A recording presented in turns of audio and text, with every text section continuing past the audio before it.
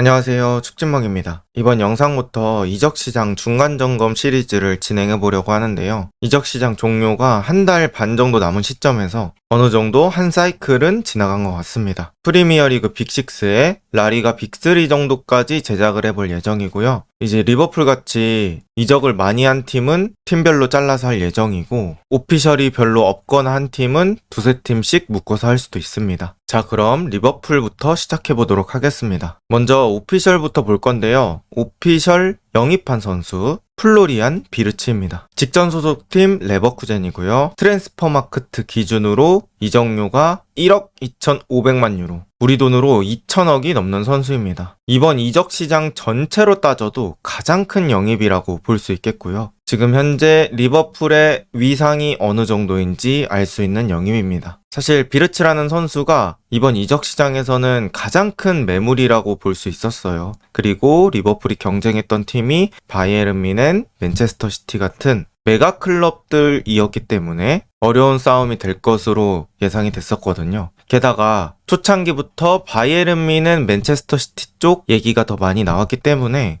리버풀이 이거 비르츠 진짜 데려올 수 있다는 생각은 많이들 안 하셨을 것 같아요. 그런데 리버풀이 실제로 비르츠의 이적을 현실화시켰고, 이 비르츠의 영입 자체가 아주 상징적이라고 볼 수 있겠습니다. 그리고 리버풀이 보유하고 있는 미드필더 중에 이 창의적인 공격형 미드필더 역할을 해줄 선수가 없었어요. 그런데 딱 그 빈칸을 비르츠로 영입하면서 사실상 리버풀은 창의적인 공격형 미드필더 졸업을 했다고 해도 무방하죠. 그래서 리버풀이 어마어마한 금액을 들여서 비르츠를 영입한 건 맞지만 충분히 그 금액 이상을 해줄 수 있을 것 같은 그런 느낌의 선수라고 봐야 할 것 같습니다. 어쨌든 간 아주 좋은 영입이 이루어졌다, 이렇게 볼 수 있을 것 같고요. 오피셜인 두 번째, 제레미 프림퐁입니다. 직전 소속팀은 레버쿠젠이고요. 트랜스퍼마크트 기준으로 이적료는 4천만 유로, 우리 돈으로 645억 원 정도 됩니다. 아놀드의 공백으로 우풀백의 주전급 선수를 필요로 했던 리버풀인데 아주 재빠르게 프림퐁이라는 선수를 데려왔습니다. 프림퐁은 윙어까지 소화 가능한 상당히 공격적인 풀백이라고 볼 수 있고요. 아놀드와는 다른 방식으로 풀백의 공격력을 보여줄 수 있는 선수라고 생각합니다. 그리고 프림퐁은 리버풀의 이적 시장 초창기에 이적이 이루어졌죠. 프림퐁, 케르케즈, 비르츠 셋 중에 가장 빨리 이루어졌었는데요. 이게 아놀드가 시즌 막판에 나갈 수도 있다는 그런 분위기가 형성이 됐었고, 리버풀은 아놀드가 나가는 상황까지 미리 대비를 해놨던 것 같습니다. 그래서 이적 시장이 거의 시작하자마자 프림퐁과의 계약을 마무리 지었고요. 결국에는 이 프림퐁이라는 선수의 영입이 비르츠 영입에도 아주 큰 도움이 되었습니다. 비르츠가 레버쿠젠에서 프림퐁과 각별한 사이로 지냈다고 하고요. 또 미리 프림퐁이 리버풀 옷을 입고 있으니까 그런 것들이 많이 반영이 됐겠죠. 어쨌든 리버풀 입장에서는 이 프림퐁이라는 선수, 현재까지는 복덩이가 굴러 들어왔다, 이렇게 볼 수 있을 것 같고요. 이제 중요한 건 프림퐁이 실제로 시즌에서 어떤 활약을 하는지겠죠. 그 다음은 밀로시 케르케즈입니다. 케르케즈의 직전 소속팀은 본머스였고 이적료는 4,690만 유로, 우리 돈 756억 정도입니다. 로버트슨, 치미카스의 대체자라고 볼 수 있겠고요. 이제 케르케즈가 들어옴으로 인해서 로버트슨과 치미카스 둘 중에 한 명은 정리가 될 것 같고요. 로버트슨이 아틀레티코 마드리드 루머가 있었는데 결국에는 리버풀에 잔류를 할 것 같고,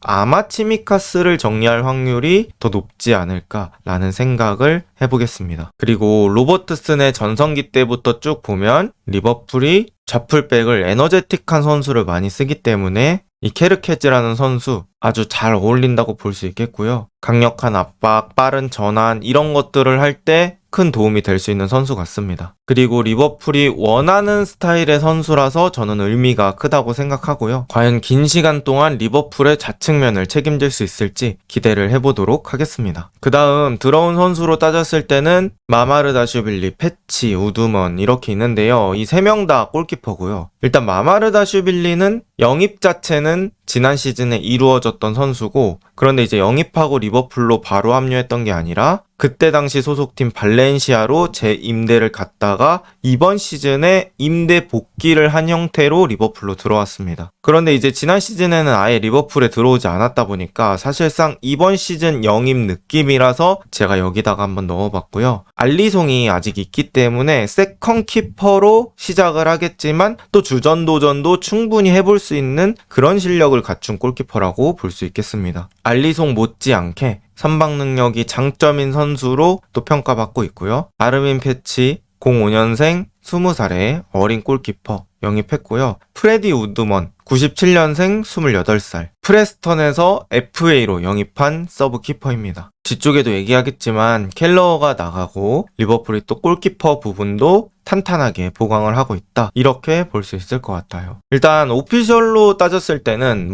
큰 이적으로는 비르츠, 프림퐁, 케르케즈, 이 이적의 의미가 뭐냐면 리버풀이 필요했던 포지션의 선수를 그냥 평범한 선수를 데려온 게 아니라 거의 최상급의 선수들로 데려왔기 때문에 이번 이적 시장은 아주 순조롭다고 볼 수 있을 것 같습니다. 그러면 오피셜 아웃을 한번 볼게요. 먼저 트렌트 알렉산더 아놀드입니다. 아놀드는 레알 마드리드로 이적을 했고요. 이적료 1000만 유로, 우리 돈 161억 정도입니다. 이제 아놀드가 사실상은 FA로 나간다고 봐야 돼요. 하지만 레알 마드리드가 클럽 월드컵 참가하게 되면서 아놀드를 조금 더 일찍 데려가고 싶어 했거든요. 그래서 저 1000만 유로라는 돈을 내고 아놀드의 계약 만료까지 기다리지 않고 조금 일찍 데려갔습니다. 이제 아놀드는 리버풀에서 성골 유스로 성장을 했고 아주 상징적인 선수라고 볼 수 있겠죠. 게다가 이제 전성기의 나이를 가지고 있는 선수이기 때문에 리버풀에서는 앞으로가 더 기대되는 그런 선수였는데 FA로 떠나서 어떻게 보면 리버풀에게는 타격이 있는 이별이 되었습니다. 수비적인 약점은 있었지만 유니크한 풀백 중 하나였잖아요. 이제 아놀드의 플레이 스타일 자체가 전 세계에 거의 없다고 봐도 무방하거든요. 그리고 풀백이란 위치에서 양질의 패스를 뿌려주는 게 상대 수비를 깊숙하게 끌어당길 수도 있고, 또 상대가 전방 압박한다고 쳤을 때는 그냥 한 번에 아놀드의 킥력으로 상대를 제압할 수도 있고 등등 여러 가지 이점들이 있었던 그런 풀백인데 레알 마드리드로 떠나게 되었습니다. 일단 이번 이적 시장에 오피셜로 나간 선수 중에는 가장 큰 전력 손실이라고 봐야겠죠. 그 다음 자렐 콴사입니다. 콴사는 레버쿠젠으로 이적했고요. 이적료는 3,500만 유로, 우리 돈 564억 정도입니다. 이제 리버풀 입장에서는 콴사를 3옵션 내지는 4옵션 정도의 센터백으로 봤어야 합니다. 그런데 지금 정도의 가격이면 꽤 비싼 가격에 잘 매각했다고 여겨지거든요. 또 리버풀 입장에서는 적절한 가격을 받은 만큼 새로운 센터백을 영입하는 걸 충분히 고려할 수 있습니다. 만약에 지금 얘기가 나오고 있는 게히를 영입한다고 했을 때는 콴사를 게히로 바꾼다? 이건 리버풀 입장에서는 상당히 남는 장사라고 볼 수 있겠습니다. 그리고 콴사가 바이백 조항도 있다고 알려졌어요. 그런데 이 바이백 조항은 지금 당장 사용할 수는 없고 2027년부터 활성화가 되는 조항입니다. 바이백은 쉽게 말해서 지금 결정해놓은 가격대로 2년 후에 콴사를 데려올 수 있는 협상을 할 수 있는 거예요. 예를 들어 콴사가 이 바이백 조항 발동시켜서 리버풀 가고 싶다. 그리고 리버풀도 다시 콴사 보니까 잘하네. 우리가 데려가고 싶네. 그때 이 조항을 발동시켜서 데려올 수 있는 거고요. 이적료는 지금 시점에 정해져 있습니다. 제가 그 이적료까지 정확히 찾지는 못했고요. 어쨌든 27년에 활성화되기 때문에 레버쿠젠에서 최소 2년간 뛰게 된 자렐 콴사입니다. 그리고 키빈 켈러입니다. 켈러는 리버풀의 서브 골키퍼였죠. 브렌트포드로 이적했고요. 이적료 1,480만 유로, 우리 돈 238억에 매각을 했습니다. 켈러는 계약 기간이 1년 남아 있었기 때문에 마지막 현금화를 할 수 있는 시기였어요.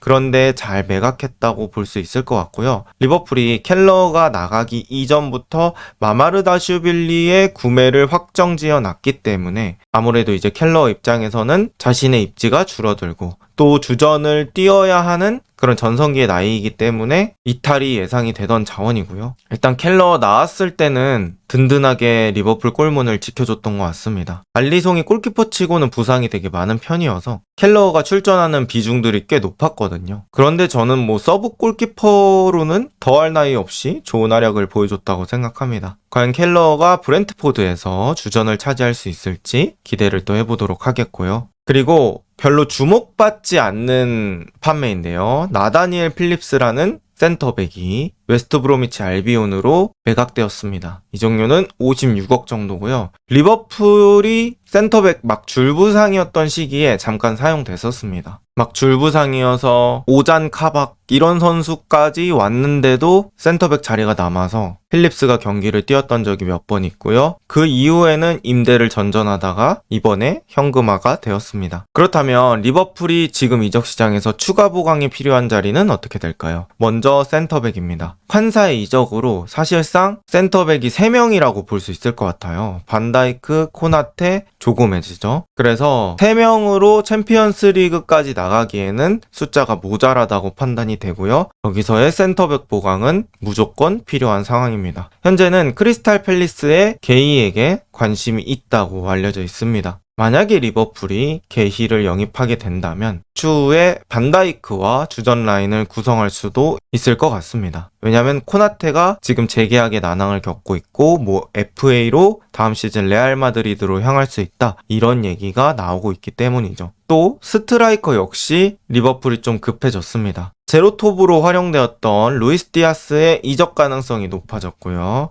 디오고 조타가 사망을 했습니다. 그리고 다르윈 누네스의 매각 가능성도 높아져 있는 상황에서 절대적인 스트라이커의 숫자 자체가 부족한 상황입니다. 그런 상황에서 리버풀은 이삭과 에키티케에게 관심이 있고요. 지금 따끈따끈한 최신 느낌으로는 에키티케로 선회한 느낌이 없지 않아 있습니다. 과연 리버풀이 센터백과 스트라이커까지 양질의 영입을 마무리할 수 있을지 지켜보도록 하겠고요. 이적 시장 총평입니다. 지금까지로만 봤을 때 리버풀은 아주 잘하고 있다고 생각합니다. 거의 폭주 중이라고 봐도 될 것 같은데요. 여기다가 이적까진 아니지만 반다이크 살라를 재계약으로 지켰다. 이것도 저는 충분히 가산점 받을 수 있는 부분이라고 생각하거든요. 그래서 핵심 선수 유지, 그리고 부족한 자리를 좋은 선수로 채웠다. 아주 순조롭게 착착 진행이 되고 있다. 이렇게 볼 수 있을 것 같고 25, 26 시즌은 넉넉하지 않은 매물 속에서 진행이 되는 것 같아요. 그러니까 이적 시장 전체가 좀 매물이 엄청 풍족한 그런 시기는 아니다라고 느껴지거든요. 그래서 이번 이적 시장에서는 매물을 선점하는 게 중요해지고 있습니다. 그런데 리버풀이 이제 이적 시장 초창기에 매물을 선점해서 착착착 거래를 잘 진행했다. 이렇게 볼 수 있을 것 같습니다. 그리고 여기서 센터백, 스트라이커까지 원하는 대로 이적을 한다. 그러면 100점 줄 수 있을 것 같고요. 역사적으로 리버풀이 보냈던 이적 시장 중에서도 충분히 가장 큰 점수를 받을 수 있는 이적 시장 중에 하나가 아닐까라는 생각이 듭니다. 현재 아주 순조롭게 이적 시장을 진행하고 있는 리버풀. 과연 리버풀은 센터백과 스트라이커까지 영입해서 이적 시장 100점을 맞을 수 있을까요? 이번 영상은 여기까지입니다. 좋은 하루 보내세요.